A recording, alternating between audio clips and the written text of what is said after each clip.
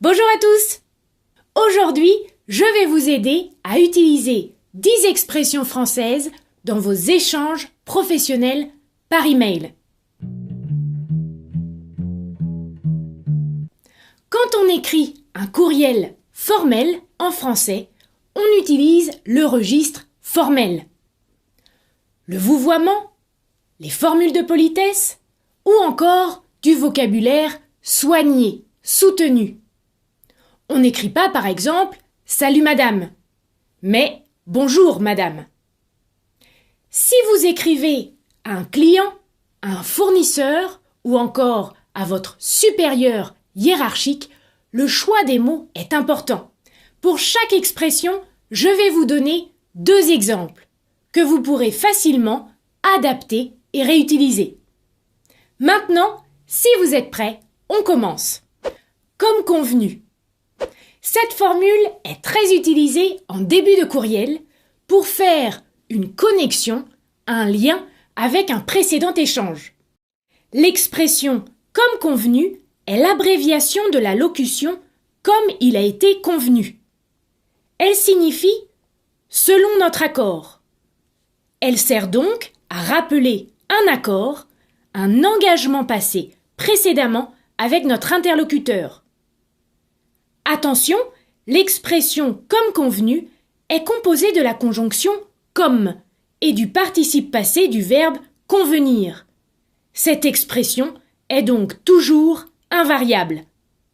On peut écrire, par exemple, dans un email « Comme convenu, voici la fiche d'inscription pour l'examen du DALF » ou encore « Comme convenu, vous trouverez en pièce jointe le bilan financier de l'année 2019. »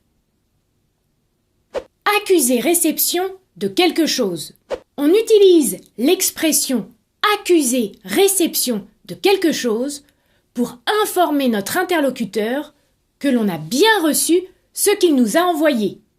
On peut par exemple accuser réception d'une facture, d'une candidature ou de tout autre document.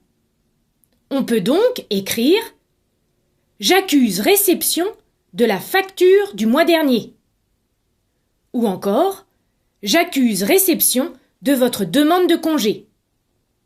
Se permettre de. Le verbe pronominal « se permettre de » est très utilisé dans les échanges formels. Il signifie s'autoriser à faire quelque chose.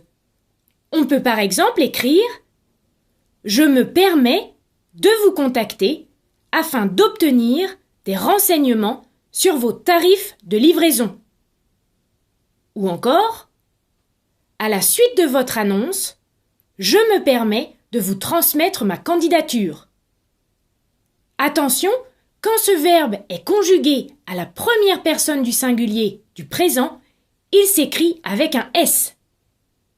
Prendre connaissance de. Cette expression est très utilisée aussi bien dans le registre courant que dans le registre formel. Cette expression signifie s'informer de quelque chose, l'étudier, l'examiner.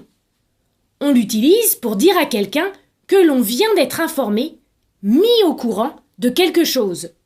On peut par exemple écrire « Après avoir pris connaissance de vos demandes, je vous transmets mes recommandations. » Ou encore « Le service comptabilité a également pris connaissance de ces informations. » Pour donner suite à. En français, il existe de nombreuses expressions avec le mot « suite ». Tout de suite, à la suite de, etc. Le mot « suite » signifie ce qui vient après. La locution verbale « pour donner suite à » signifie prendre en compte quelque chose, en poursuivre la réalisation. Autrement dit, répondre de manière favorable à quelque chose. Faites attention, le mot « suite » dans l'expression « pour donner suite à » s'écrit toujours au singulier. Dans un courriel, on peut donc écrire, par exemple « Merci de nous faire parvenir les documents nécessaires pour pouvoir donner suite à votre demande. » Ou encore, nous donnerons suite à votre demande de résiliation dans les plus brefs délais. Sauf erreur de ma part. Cette formule est très utilisée pour faire une remarque, pour faire une réclamation, sans vouloir être irrespectueux envers notre interlocuteur. Sauf erreur de ma part ou sauf erreur de notre part signifie si je ne me trompe pas. On peut donc par exemple écrire « Sauf erreur de ma part, je n'ai pas reçu la confirmation de votre réservation de la salle de réunion. » Ou encore « Sauf erreur de notre part, nous n'avons pas reçu le règlement de votre dernier loyer. » 6 juin. On utilise l'expression « 6 juin » quand on accompagne notre email d'un document. 6 juin vient du verbe « joindre » qui signifie « ajouter ». 6 juin peut se placer en tête de phrase, avant ou après un nom. 6 juin est toujours invariable quand il est en début de phrase ou quand il est placé devant un nom sans déterminant. Par exemple, on peut écrire 6 juin, les plannings des semaines à venir.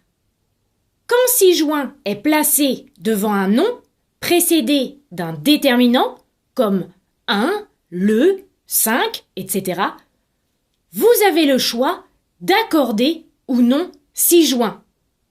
On peut par exemple écrire « Recevez 6 jointes les pièces demandées » ou encore « Recevez 6 juin les pièces demandées ».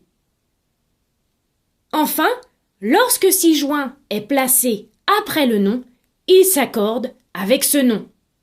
Par exemple, « Veuillez examiner les documents 6 juin ». Faire parvenir à. On peut faire parvenir un colis, un message, de l'argent, etc. à quelqu'un. Le verbe parvenir signifie arriver à destination, être remis à quelqu'un. Autrement dit, faire parvenir quelque chose à quelqu'un signifie envoyer quelque chose à quelqu'un. On peut par exemple écrire « Je vous ai fait parvenir les dates des prochains séminaires » ou encore « Il vous suffit de signer ce document, puis de nous le faire parvenir ». Remercier quelqu'un de. Le verbe remercier peut s'utiliser avec la préposition de ou la préposition pour, comme merci. Généralement, on utilise pour avec les noms concrets, comme chocolat, colis, cadeau, etc. Et la préposition de avec les noms abstraits, comme accueil, générosité, gentillesse, etc.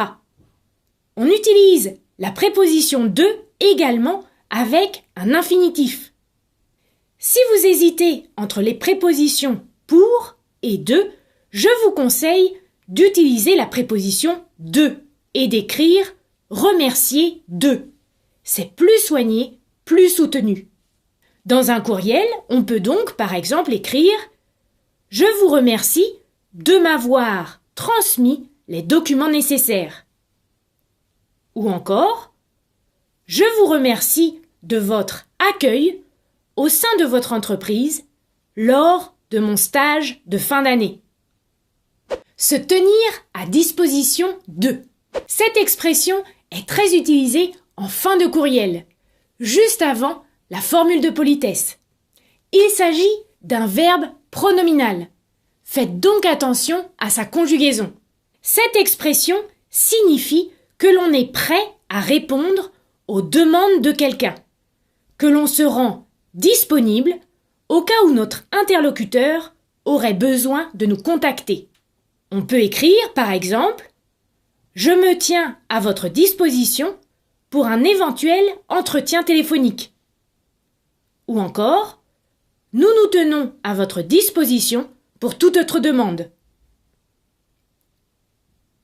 Voilà pour ces 10 expressions à utiliser dans vos emails professionnels.